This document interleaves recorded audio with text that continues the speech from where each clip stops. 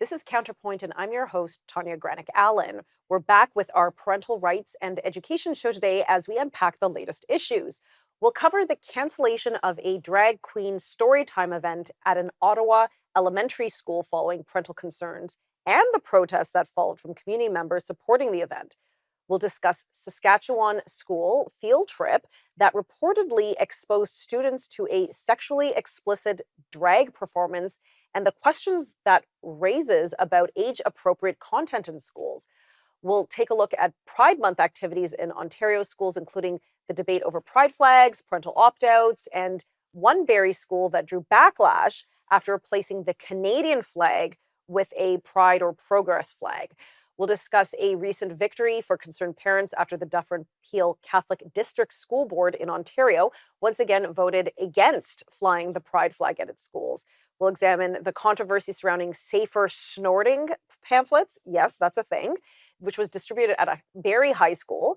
And we'll wrap up with two international stories: a Colorado teacher fired after allegedly making students kiss in class, and a case out of Brazil where parents have been sentenced to prison for homeschooling their daughters. Wow.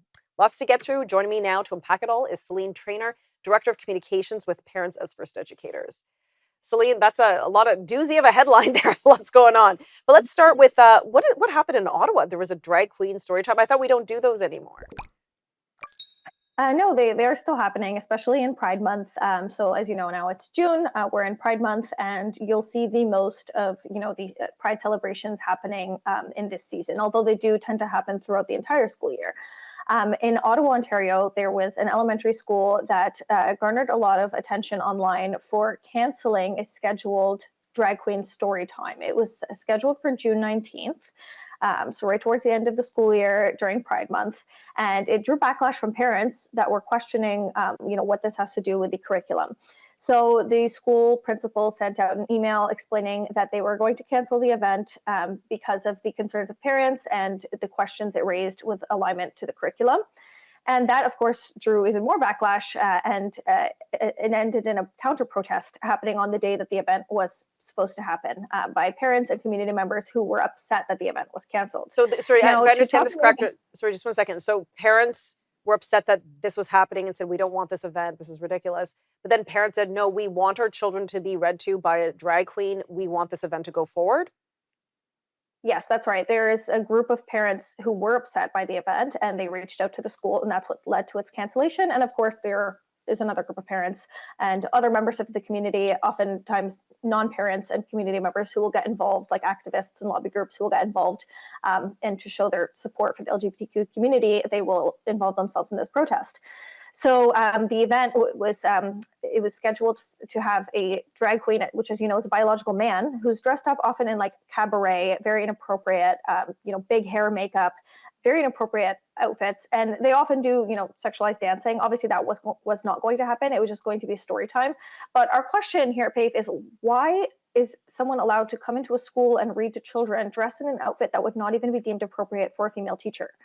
Right? This is a male, and you can find this person on Instagram, the person that they were going to have read to these children at the school, and they get into this getup and they read to these children, and they're often dressed in extremely inappropriate wear. And so the question here is, why are children being exposed to this in school?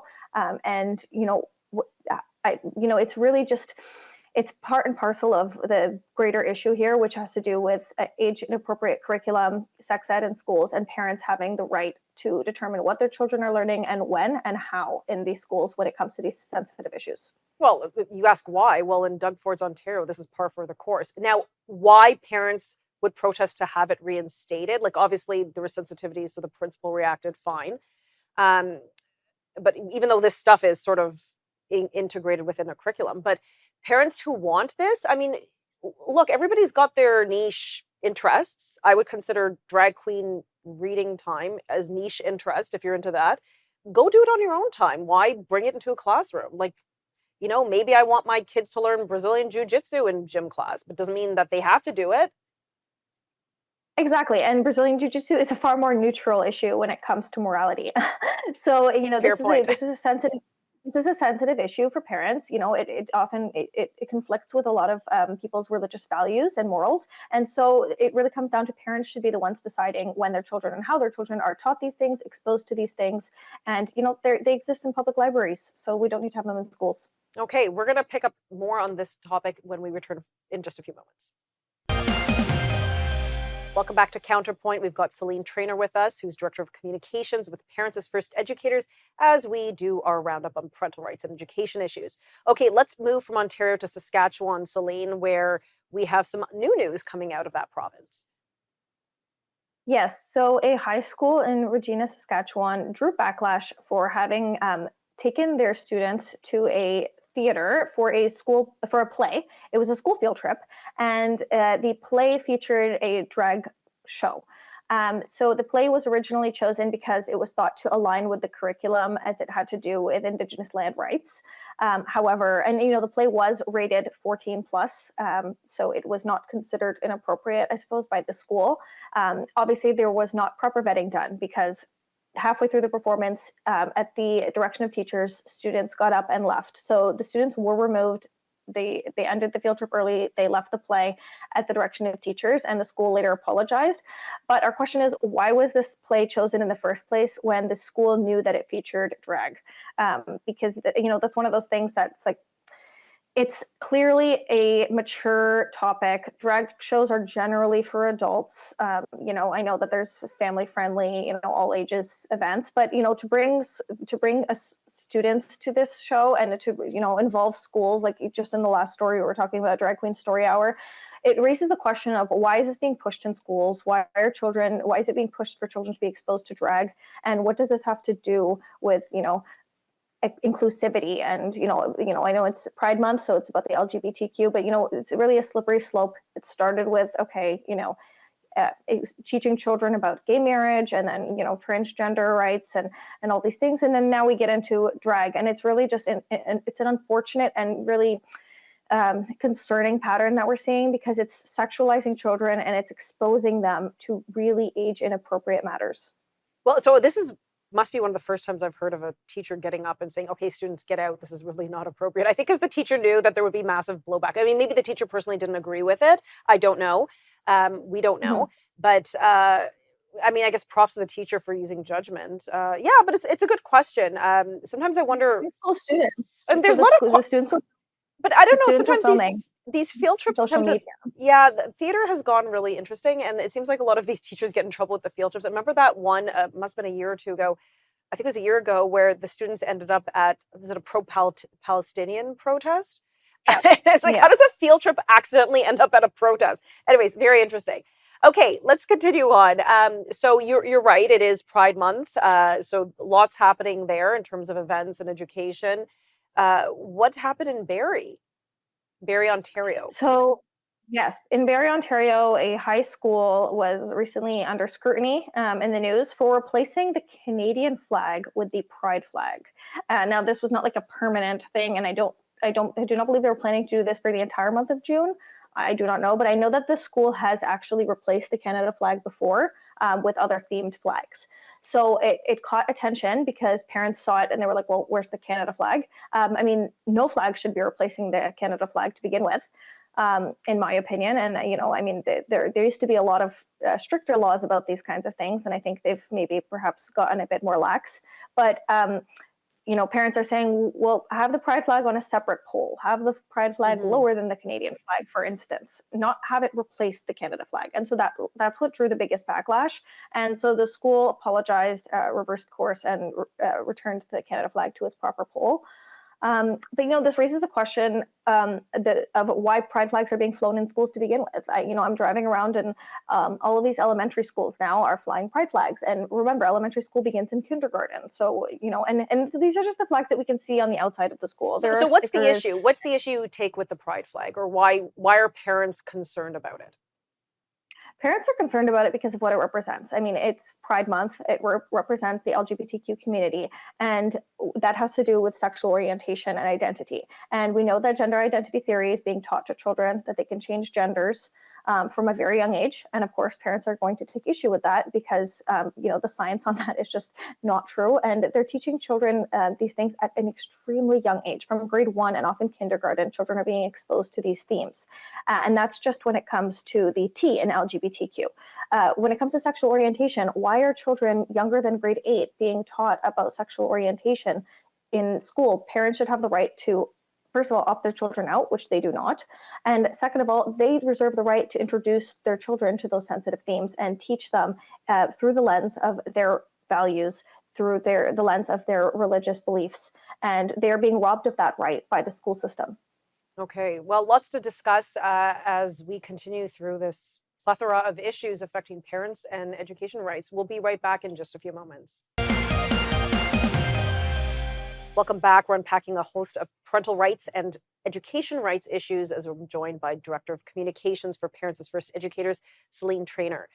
Okay, Celine, we're going to continue on this discussion, but I want to talk to you about the pride flag. And in a lot of cases, these are what's called the progress flag, which is the flag that has the rainbow, but also the brown stripe, the pink and blue stripe, which represent transgender or gender ideology. And then there's like the chevron and then the circle. So things just keep changing. So a lot of schools fly that. You're right. But there's one school board in Ontario that has said, we're not doing this. Like, we've had enough. By the way, I should say, I did find it very offensive that the Canadian flag was replaced. I mean, most schools will just get multiple flagpoles to accommodate whatever the issue is of the day. Whoever needs a flag flown to show support, then they'll fly that. Tell me about the school board in Ontario that said, forget it, we're done with this. Yeah, so the Dufferin Peel Catholic School Board voted again to not fly the pride flag. And this was not the first time. They've done this for a few years now. And this was in large part thanks to the lobbying of parents and the voice of parents saying that we don't want this flag flown in schools. We do not believe in what it represents, and we don't want it being exposed to our young children. And I think this is especially true for elementary schools. I mean, high schools have been flying the pride flag for longer because, of course, in high school, children are going to be exposed to more mature themes. They're going to be exposed to the world. Whereas in elementary school, especially, I mean, this was always the case. Sex ed, it was a graduated system. Children were exposed gradually to more mature themes as they grew older. So, increasingly, we're seeing the pride flag flown in elementary schools. Most of the boards are flying them, and I was going to mention earlier, they're inside the schools as well. We only see the pride flag on the pole, but inside the school we have stickers on walls, we have posters, we have signage, and we do not know what teachers are teaching the children in classroom instruction time, especially during Pride Month, because June is when sex ed typically comes around in the curriculum. It's at the end of the year. And teachers often have carte blanche to teach whatever they'd like, especially when it comes to the sex ed. If it aligns with the curriculum, which is a very, very broad framework that the teachers have to follow, they can teach it.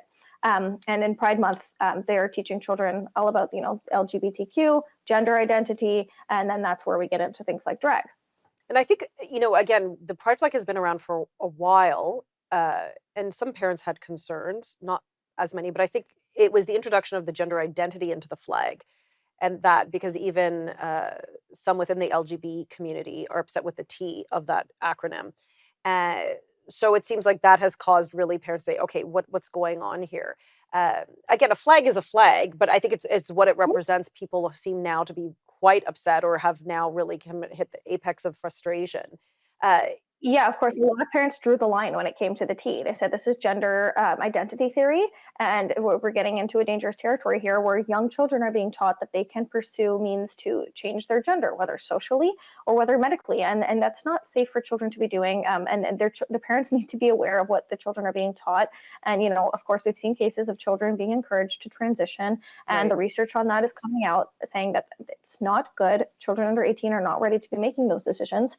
But I think even when it comes to the LGB, I mean, parents are saying that we want to have the right to teach our children sex ed, about marriage, about all these mature themes at home, because parents are the first educators of their children. And so, I mean, schools are now, I mean, it's gotten to a point where it's beyond just, same-sex attraction and gay marriage being taught in schools. It's the transgender and, all of it's a whole ideology. But parents need to have the right to opt out, and they do not, and that is the biggest problem. And I suspect in that particular school board, which is the second largest one in the province, the Catholic one, in Dufferin Peel, I think there are a lot of new Canadians, so new immigrants who've come, and this is just completely foreign. I've spoken to some new Canadians, and they said, we don't understand what goes on in this country. We just want the kids to learn math and reading. I'm like, well, you get a little bit more of that in Ontario, at least. Maybe not so much in Alberta, in Alberta these days. Okay, let's pivot. We have 45 seconds. What is going on? Again, back to Barrie. I don't know what's going on, what's in their water, but explain to me what a Snort-Safe Pamphlet is. So a Snort-Safe Pamphlet is essentially a piece of literature teaching youth, particularly it's aimed at youth, how to stay safe when they are snorting cocaine. So it gives them advice ranging from do not share straws, have your own color for your straw, use lubrication, saline spray, vitamin E. It's encouraging them to make sure that their meth is fully crushed before they snort it. And this was Wow. distributed to high school students. So okay, I'm going to pause you there because I still have to get my head around this, what you just shared with me, and we're going to be right back after this commercial break. Welcome back to CounterPoint. We're joined by Celine Traynor, Director of Communications with Parents as First Educators, as we unpack parental rights and education issues this month. Celine, thanks again for joining me. I want to pick up what we discussed last segment about the Snort-Safe pamphlets. Again, so sorry, let me understand this. So these are like pamphlets with diagrams and advice on how teenagers, I suppose, should carefully or safely snort cocaine? That is correct. I've never heard of this. This is insane. Yeah, so at Barrie North Collegiate Institute, which is a high school in Barrie, Ontario, parents took to social media to share this literature that was distributed to their children during Mental Health Awareness Week. So it was distributed through the Canadian Mental Health Association, which has since apologized and said that they regret that this unvetted material was distributed to children in high school. However, it is part of the curriculum in a sense because children are taught, about drugs and substance abuse. Mm-hmm. And part of that curriculum is, of course, safer supply is part of Canada's legislation. I mean, it varies from province to province, but this is kind of where it's coming from. It's coming from this safer supply and teaching children if they're going to use drugs, use them safely. But a lot of parents are arguing that exposing them to this is going to actually pique their interest in drugs even more so. And, children in high school, I mean, the statistics show that children between 20 and 24 have had an increase in usage of cocaine from 3.3% in 2013 to 9% in 2019. So wow, I had no idea. I had no idea cocaine Yeah. was a thing in high school. No, yes, but this is not high school. This is ages 20 to 24. And that's so our question here at PAFE is why is this being distributed to children in high school who, of course, there are children in high school who are snorting cocaine. No one is saying that they're not. But the increase that we've seen statistically is in youth over 20. Wow. So, it's an issue, of course. And, we're happy that the Canadian Mental Health Association is tackling it. And we do want harm reduction, of course. But why are children in high school being taught harm reduction when they're not even, there's not a statistical significance of students snorting cocaine in high school? And all this is doing, as argued by parents, is piquing their interest, making them curious, exposing them to concepts that they maybe didn't even know. Like, right? I know there's So, some thinking that, oh, well, if you don't expose them, then they're just going to seek it out later. Yeah, I think cocaine doesn't fall in that bucket. I've heard this said with wine, like just give them a sip when they're younger and like as a teen, and then they won't crave it later. Yeah, I think we draw the line at cocaine. Yes, exactly. Considering that it's an illicit substance, a far more arguably dangerous substance than alcohol or other drugs. So, I mean, it really comes down to, why was this distributed in schools? We know that the board has since apologized, and so is the school, and so is the Canadian Mental Health Association. But there needs to be proper vetting. If you're teaching children during Mental Health Awareness Week about drugs and, substance abuse. Those are important issues. And, like you said in previous episodes, we were taught in school just say no. And so that's kind of maybe where a lot of parents, that's where their mentality is, why are we teaching children anything to do with safer supply? We should just be teaching them to say no to drugs and alcohol because they are underage.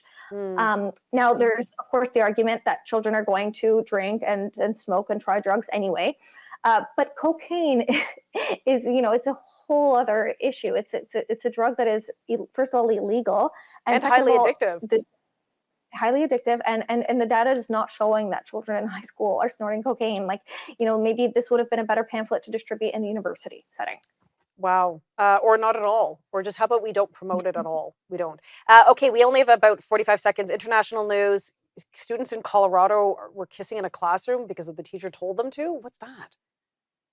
Yeah, so a teacher was fired from a Denver high school because students were complaining that the teacher was encouraging them to kiss. And this was part of, I guess, she's a second language teacher, so French. I don't know if this was like part of play or a skit. And supposedly the teacher was asking students of the same sex, only females, to kiss. And it became a pattern. Oh, okay. Students noticed that she was never asking students of opposite sex to kiss. And first of all, it's just inappropriate entirely to be asking children to be physical with one another in a classroom setting. But, the pattern became alarming. And so the teacher was fired. Okay, we ran out of time and we still didn't even get to the Brazilian judge that sentenced parents in prison for homeschooling their children. I think that sums it up just from the headline, though. Maybe the next time, Celine. But anyways, thank you so much for enlightening us. It's been a pleasure. Thanks for watching. This has been CounterPoint.